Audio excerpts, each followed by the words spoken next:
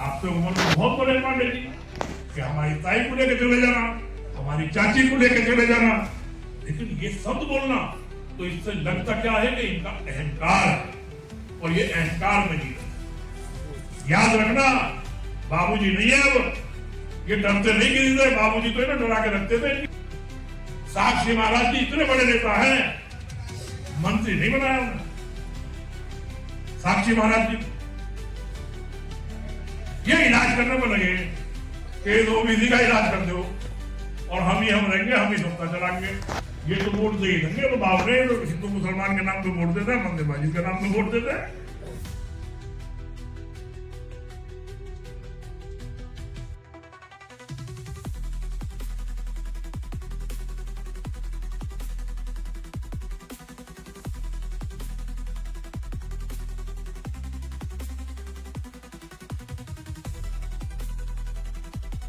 खिले तो क्या खिले, दिल ना खिले बाहर में।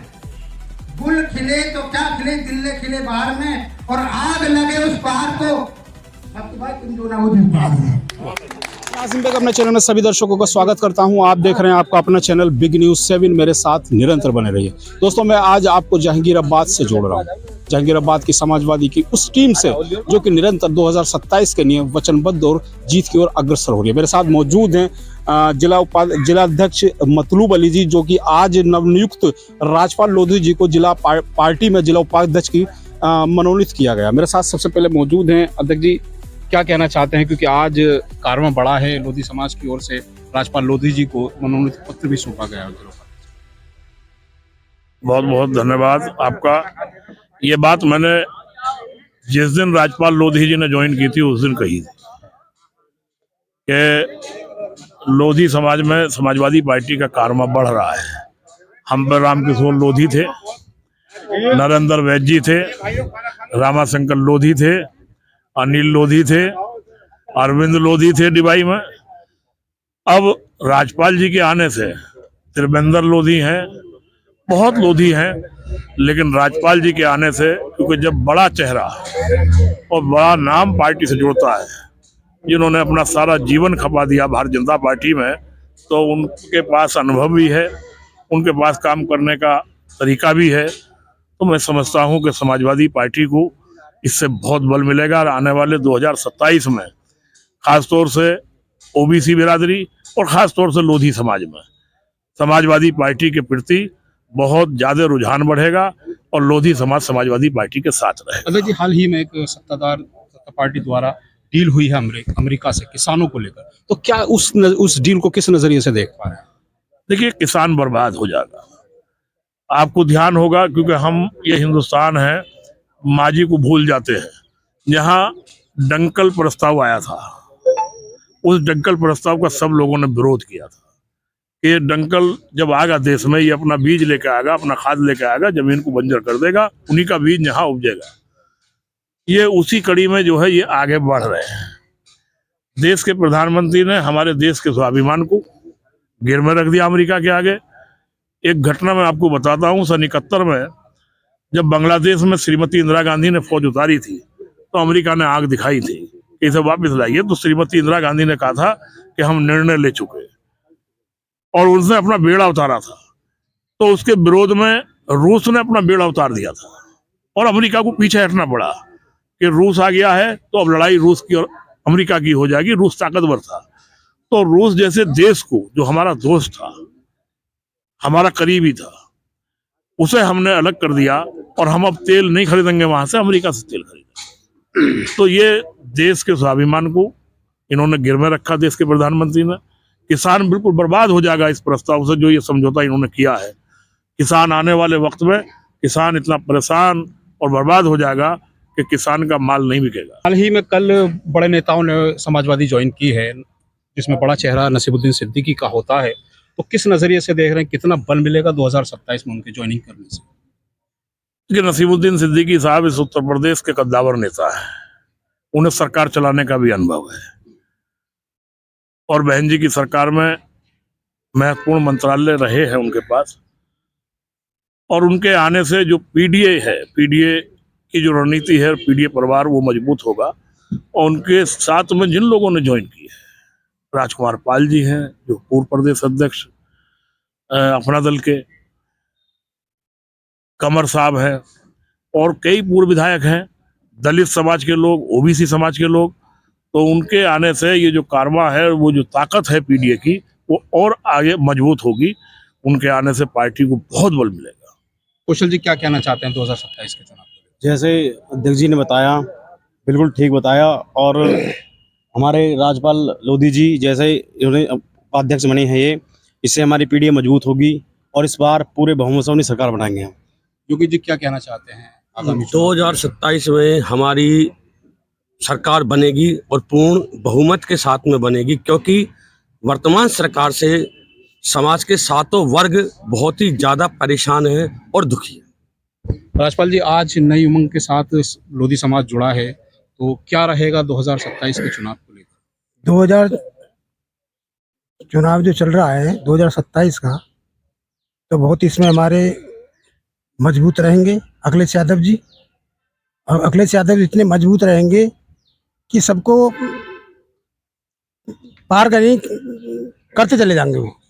और लोधी समाज की रही बात, तो लोधी समाज तो एक एक लोधी समाज का एक एक कण यानी जुड़ा हुआ है। जब कर आ जाइए समाजवाद, उसकी समाजवादी के साथ साथ में जो सैनी समाज है या और भी समाज है, मैं कहता हूं कि सारा का सारा समाज ही एक तरफा चुनावी हो जाएगा। पूर्व विधायक होशियार सिंह जी हैं। होशियार सिंह जी, पीडीए निरंतर 2027 के लिए मजबूत हो रहा है विधानसभा 67 पर, क्या कहना चाहते हैं? साथियों, अब हर कौम समझ रही है कि पीडीए आगे बढ़ रहा है। अखिलेश जी बहुत मजबूती से इसको आगे बढ़ा रहे हैं। रोजाना 10-20 लोग बड़े कद्दावर नेता अखिलेश जी के साथ ज्वाइन कर रहे हैं पार्टी में और मजबूती से आ रहे हैं। भाजपा की जो डबल इंजन की सरकार है वो किसान और गरीब आदमी के खिलाफ है, छात्रों के खिलाफ है। ये पूरी दुनिया समझ चुकी है इस बात को। और जो डील हुई है ये ज़बरदस्त किसान के लिए घातक है। किसान को बर्बाद कर देंगे और बर्बाद करने को तुले ये लोग। न किसी को शिक्षा है, न किसी को रोजगार है। ये सरकार बर्बाद कर देगी किसान और गाँव गरीब को। चलिए, वक्त बदलने जा रहा है और सत्ता बदलने जा रही है, ऐसा कहना है जो पीडीए का पैनल मेरे पीछे खड़ा हुआ है। 2027 में समाजवादी पूर्ण बहुमत के साथ वापस लौट कर आ रही है। और की जरूरत ही क्यों पड़ी? क्योंकि अब से लेकर के और पिछली सरकारों में हम देखते हैं तो SC ST और ओबीसी वर्ग का जितना शोषण हुआ है इतना कभी भी नहीं हुआ। पर नीतियों को में विश्वास में लेकर समाजवादी पार्टी की संस्था ग्रहण की, वो बधाई के पात्र है। सभी को बहुत बहुत बधाई। दूसरी बात यह है कि आज लोधी समाज में बोलने का मौका मिल रहा है, क्योंकि स्वर्गीय बाबूजी कल्याण सिंह जी जो थे, जो उत्तर प्रदेश के साथ मैं बहुत उनके साथ रहा हूँ, कई साल उनके साथ रहा हूँ। लेकिन उनकी पीड़ा ये थी कि इन मनुवादियों ने राम मंदिर में सबसे पहले जो उन्होंने आहुति दी, सबसे पहले जो उन्होंने एक ईंट रखी राम मंदिर की, कि उन्हें जो है उसमें नहीं बुलाया, ना उस कमेटी में रखा उन्हें। लेकिन वो जब मैं उनसे बात करता था तो वो यही बात कहते थे कि हमारी बिरादरी बहुत सीधी बिरादरी है।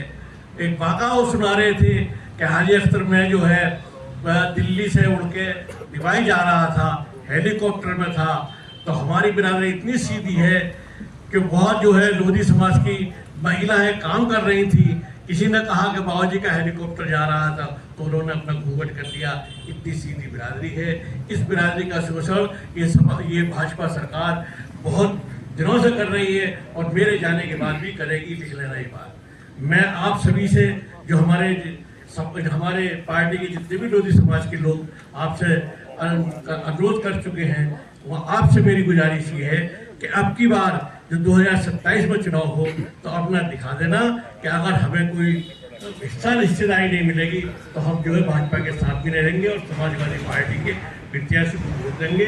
बहुत बहुत धन्यवाद। हमारी समाजवादी पार्टी में अपने साथी सहयोगियों के साथ शामिल हो रहे हैं और हमारी इस लड़ाई में वो हमारे साथी बनकर हमारी अगुवाई करेंगे।